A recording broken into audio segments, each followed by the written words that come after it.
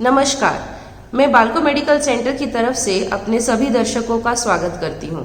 आज हमारे साथ इस FB लाइव सेशन पर है surgical oncologist doctor Sunil Kaushik और डॉक्टर दिवाकर पांडे, जो हमें बताएंगे कि रेक्टल कैंसर के पेशेंट्स की क्वालिटी ऑफ लाइफ को कैसे बढ़ाएं।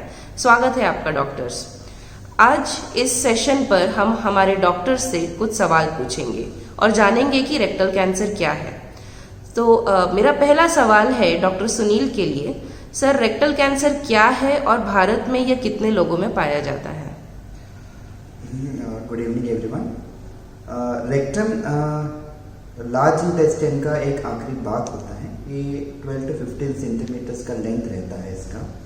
इसको हम 3 भाग में हम यूजुअली डिवाइड करते हैं, upper rectum, mid rectum and lower rectum. जब इसमें कैंसर का बीमारी पैदा होता है उसे हम रेक्टल कैंसर करके डायग्नोज करते हैं।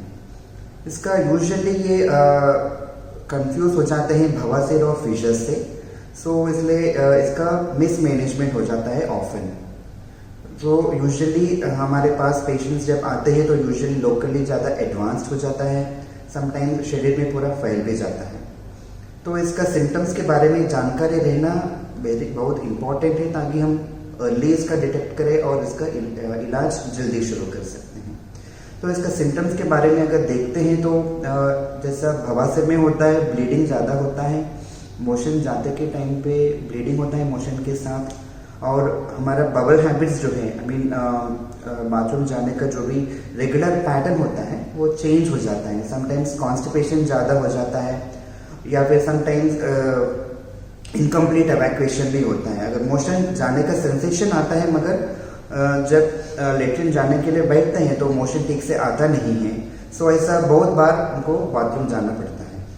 और एब्डोमेन डिस्टेंशन हो जाता है, समटाइम्स वॉमिटिंग्स भी होते हैं अगर बहुत ज़्यादा बढ़ जाता है। जब मोशन आने का रास्ता कम्प्लीटली बंद हो जाता है तो ये और कम्प्लीटली मोशन बंद होके एब्डोमेन का डिस्टेंशन हो जाता है।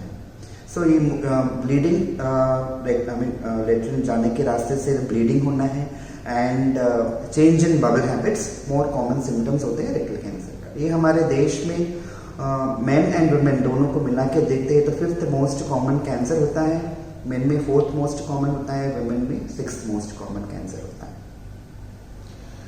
सर, मेरा नेक्स्ट सवाल है डॉक्टर दिवाकर से। रेक्टल कैंसर के इलाज के लिए क्या क्या माध्यम उपलब्ध है? Good evening everybody. So cancer के इलाज के लिए 3 मेन मोडालिटीज हम लोग यूज करते हैं। एक तो मेन मोडालिटी है सर्जरी, देन रेडियोथेरेपी और कीमोथेरेपी। तो रेक्टल कैंसर का मैनेजमेंट भी इन तीनों मोडालिटी के साथ काफ़ी ज़्यादा इंटरमिंगल्ड है। रेक्टल कैंसर का ट्रीटमेंट डिपेंड करता है कि पेशेंट आपके पास कौन से स्टेज में आ रहे हैं। अगर अर्ली स्टेज में पेशेंट अगर आ रहे हैं आपके पास, अर्ली स्टेज का मतलब है कि जो रेक्टल कैंसर का जो क्लासिफिकेशन है उसके हिसाब से T1 या T2 disease with no nodal metastasis.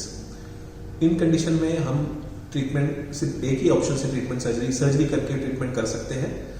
अगले उसके ज़्यादा जो एडवांस रेक्टल कैंसर होते हैं, जिसमें यूजली लोकली एडवांस्ड होने के साथ साथ उसमें रेक्टम के आसपास जो नोड्स होते हैं, लिम्फ नोड्स जिनको बोलते हैं, उसमें अगर फैल जाता है, उस कंडीशन में हमको मल्टी मोडालिटी ट्रीटमेंट ऑफर करना पड़ता है। So it is new adjuvant chemo radiation.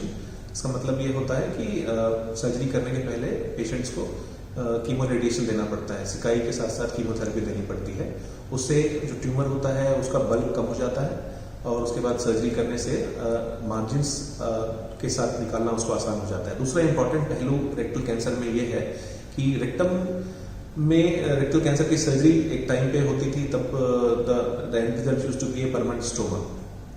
वो अवॉइड करने के लिए भी हम लोग रेडिएशन देते हैं। सो उस कंडीशंस में जब बीमारी काफ़ी नीचे है और जहाँ से रेक्टम में जो कॉन्टिनेंस का कंट्रोल होता है, जिसको स्फिंक्टर्स बोलते हैं, उसको प्रिजर्व अगर करना चाहेंगे तब भी हम न्यू एडजुवेंट कीमो रेडिएशन देके उसको साइज को छोटा कर सकते हैं, ट्यूमर को डाउनग्रेड कर सकते हैं।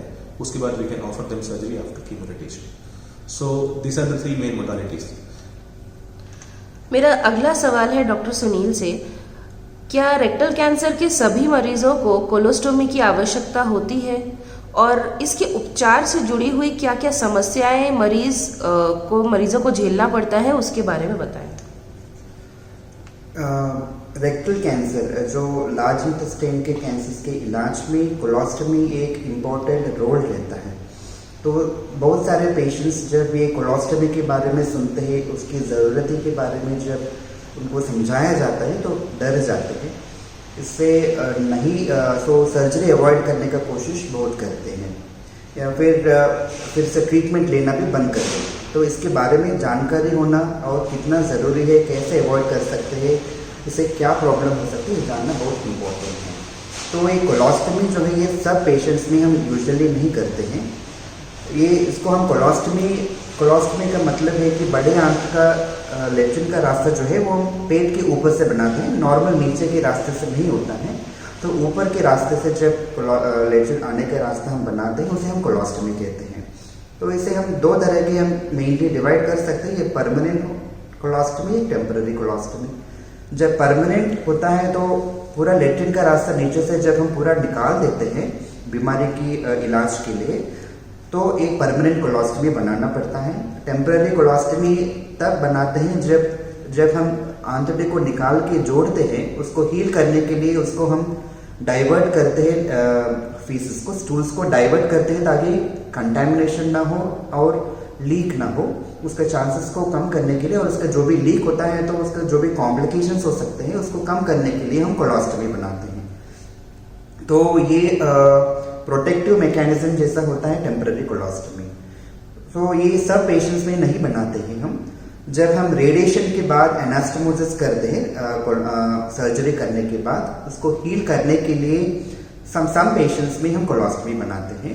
जब हम लेट्रिन का रास्ता पूरा नीचे से निकाल देते हैं तब हम परमानेंट कोलोस्टमी वो पेशेंट्स में ज़रूरी हो जाता है, क्योंकि लेट्रिन का रास्ता नीचे से हम नहीं बना पाते हैं। मगर इसका थोड़ा ऑल्टरनेटिव्स अभी लेटेस्ट एडवांसेस से उपलब्ध हैं, जिसके बारे में डॉक्टर दिवाकर आगे आपको बताएंगे। सो एक कोलोस्टमी ये इम्पॉर्टेंट प्रॉब्लम होता है रेक्टल कैंसर के ट्रीटमेंट में, जो पेशेंट्स को झेलना पड़ता है, sometimes temporary, sometimes permanently.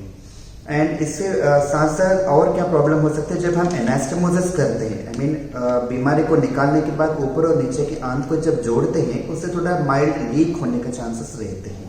Radiation के बाद हीलिंग कैपेसिटी थोड़ा कम हो जाता है, तो जब रेडिएशन के बाद हम सर्जरी करते हैं तो लीक का चांसेस थोड़ा ज़्यादा रहते हैं।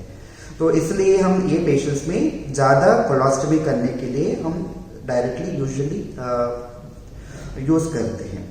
और लो एंटीरियर रिसेक्शन सिंड्रोम, ये अनदर माइल्ड कॉम्प्लिकेशन होता है या फिर ट्रबलसम सिम्टम्स रहते हैं, लाइक लेट्रिन का फ्रीक्वेंसी, मोशन जाने का फ्रीक्वेंसी ज़्यादा हो जाना, समटाइम्स टेनिसमस मतलब इनकम्प्लीट एवैक्यूएशन होना, बार बार लेट्रिन के लिए जाने का सेंसेशन होना, समटाइम्स ऑब्स्ट्रक्शन होना, ये थोड़ा सिम्टम्स रहते हैं। इसे हम लो एंटीरियर रिसेक्शन सिंड्रोम करके बुलाते हैं। समटाइम्स ब्लैडर का भी प्रॉब्लम हो सकता है, क्योंकि नर्व्स जो रहते हैं ब्लैडर का फंक्शन के लिए इम्पॉर्टेंट है, वो नर्व्स का इंजरी हो सकता है या फिर उसमें थोड़ा सूजन की वजह से थोड़ा माइल्ड प्रॉब्लम्स आ सकते हैं यूरिन पास करने में। ये टेम्पररी होता है मोस्ट ऑफ द पेशेंट्स में। एज हीलिंग प्रोग्रेसेस ये सिम्टम्स थोड़ा कम होने का चांसेस रहते हैं इसमें। मेरा अगला सवाल है डॉक्टर दिवाकर के लिए, रेक्टल कैंसर के मरीजों के जीवन में कैसे सुधार लाया जा सकता है? सो रेक्टल कैंसर और कोलोन कैंसर दोनों के मरीजों में दो, जैसे डॉक्टर सुनील ने बताया कि कुछ कुछ समस्याएं हैं जो कि इनोवेटेबल है। सो एक एक करके हम इस पर चलते हैं। सो मेजॉरिटी ऑफ द टाइम्स जो समस्या पेशेंट्स हमारे पास लेके आते हैं उसमें कोलोस्टमी या आइलेस्टमी एक बहुत इंपॉर्टेंट समस्या उनके लिए होता है, क्योंकि उनके लिए वो नया होता है, क्योंकि रूटीनली आसपास वो देखते भी नहीं है कि ऐसे कोई लैट्रिन का रास्ता पेट के रास्ते बाहर निकला हुआ है। सो सबसे कॉमन और सबसे ट्रबलसम समस्या कोलोस्टमी और आइलेस्टमी का है। आइलेस्टमी छोटी आंत को बाहर निकालना बोलते हैं, उसको आइलेस्टमी बोलते हैं। कोलोस्टमी बड़ी आंत को बाहर पेट के रास्ते निकालने को कोलोस्टमी बोलते हैं। So ileostomy is a high output draining diversion. इसका मतलब यह है कि जो स्मॉल बाउल का कंटेंट है वो बाहर आता है, उस कारण से पेशेंट को ज़्यादा तकलीफ होती है। उसको बार बार बैग चेंज करना पड़ता है, बार बार बैग से लीकेज हो सकता है, उसका जो कंटेंट होता है वो स्किन को इरिटेट करता है। उसको प्रिवेंट करने के लिए there multiple tips that we can give. सबसे इंपॉर्टेंट ये है कि उनको स्मॉल फ्रीक्वेंट मील्स लेना चाहिए, and especially should be bland. ज़्यादा ऑयली, फ्राइड या फिर स्पाइसी फूड अवॉइड करना चाहिए। नाइट में they need to avoid water, थोड़ा कम पानी लेना होता है, लिक्विड्स कम लेना होता है ताकि उनका आउटपुट कम हो जाए बैग का और रात को उनको तकलीफ ना हो। कुछ फूड है जिसपे स्मेल होता है, स्पेशली गार्लिक, ऑनियन या फिर कुछ और वेजिटेबल के फूड्स, लीफी वेजिटेबल्स होते हैं, उसको भी अवॉइड करना चाहिए। वो उस कारण से उसमें स्मेल आने की संभावना होती है, वो फूड अवॉइड करने से आप स्मेल से भी बच सकते हैं। सो ये 3-4 टेक्निक्स। और आपको खाना जो खाना है वो उसमें फाइबर्स अवॉइड करना होता है, एनर्जी डेंस खाना खाना है without fibres. So bland energy dense food without fibers, that is one small suggestion for patients who are coming with ileostomy. Colostomy care करना उतना डिफिकल्ट नहीं होता है and most of the times उसमें तकलीफ नहीं होती है, उसमें आउटपुट भी काफी कम होता है, तो पेशेंट आसानी से उसको चेंज कर सकते हैं और बैग अपना केयर कर सकते हैं। दूसरी प्रॉब्लम इसमें होती है स्किन इरिटेशन होता है। अगर फीकल कंटामिनेशन हुआ तो स्किन सराउंडिंग एब्डोमिनल स्किन में इरिटेशन होता है, उसके लिए मल्टीपल बैरियर डिवाइसेस अवेलेबल है। So they are either coming in a spray format or a paste is also available, वो दोनों यूज कर सकते हैं। मोस्ट ऑफ द टाइम्स अच्छे इंस्टीट्यूट्स में, हर इंस्टीट्यूट्स में एक स्टोमा नर्स होती हैं who takes care of these problems and patient get trained by them, and with the time most of the patients they do very well after ileostomy and colostomy। दूसरा सबसे important problem जो है वो incontinence का है, जो कि doctor Sunil ने बताया कि because of the multiple factors post radiation या फिर नर्व डैमेज होने के सर्जरी के बाद इनकॉन्टिनेंस या फिर लो एंटी सिंड्रोम होता है। ये भी एक टेम्पररी फिनोमिना है। मोस्ट ऑफ द टाइम्स ये पेल्विक फ्लोर एक्सरसाइज करने से और कुछ और advanced modalities like sacral nerve stimulation और enema to the contrast enema from the rectum, वो देने से ये कम हो जाता है। So most of the times सभी कॉमन समस्याओं का प्रॉब्लम हमारे पास है। एक इम्पॉर्टेंट पहलू जो है वो post treatment body habitus changes, and because of that many patient will go into depression, क्योंकि everything is new for them. Colostomy is new, ileostomy is new, the incontinence is new, the control and permanent stoma is also there for some patient, वो भी new है उनके लिए mental health is also very important, which we usually don't talk about, and that is also one thing that we need to seek help from our psychiatrist. So these are the main problems that happen, and most of the times everything can be managed very well. Sir, मेरा आखिरी सवाल है कि rectal cancer में अभी क्या क्या नई आधुनिकताएं मेडिकल साइंस में आई है और उससे पेशेंट कैसे उनको लाभ मिलेगा? तो रेक्टल कैंसर का मैनेजमेंट आई थिंक 20 साल पहले काफी कुछ बदला है। अभी लास्ट 3-4 डिकेड्स में we have come a very long way. एक टाइम था जब रेक्टल कैंसर का मैनेजमेंट वाज मोस्टली सर्जिकल और many patients used to end up with the permanent stoma. वो चीज काफी बदली है। अभी the current protocol and what we usually see in our patient is most of the patients are coming up with locally advanced rectal cancer. उनके लिए first modality of treatment becomes neoadjuvant chemoradiation. इसका मतलब ये है कि patient को surgery करने के पहले आप सिकाई और कीमोथेरेपी देके ट्यूमर डाउनग्रेड करते हैं, उसके बाद आप सर्जरी के लिए उनको लेते हैं। इसके 2 फायदे हैं। पहला फायदा मैंने जैसे पहले बताया था कि ट्यूमर का बल कम हो जाता है, इस कारण से सर्जरी आसान हो जाती है, हम लोग को नेगेटिव मार्जिन से उसको निकालना आसान होता है। दूसरा सबसे इम्पोर्टेंट बेनिफिट इस थेरेपी का ये है कि आप you are trying to save the sphincter.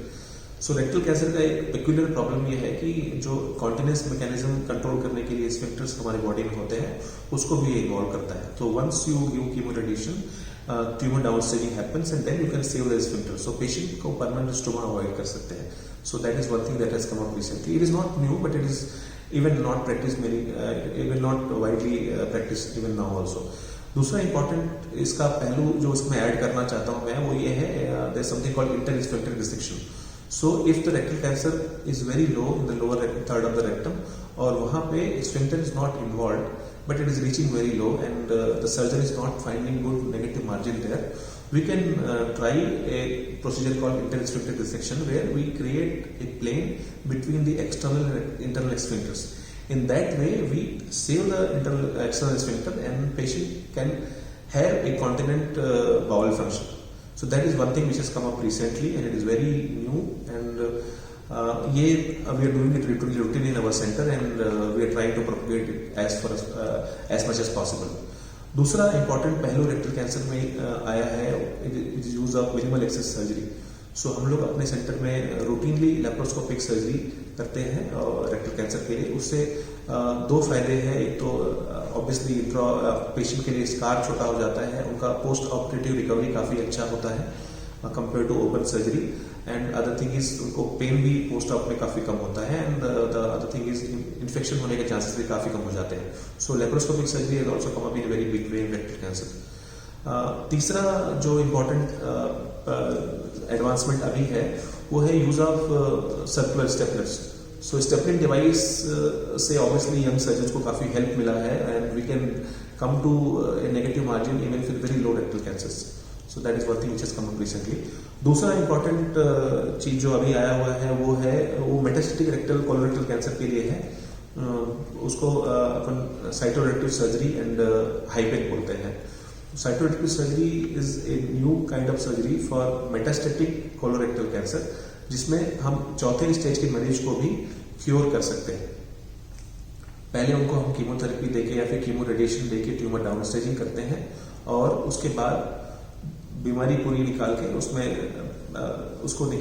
बाद में फिर गर्म कीमोथेरेपी देते हैं, उसको हाइपेक बोलते हैं। सो that is the new thing which has come up in rectal cancer, management of colorectal cancer.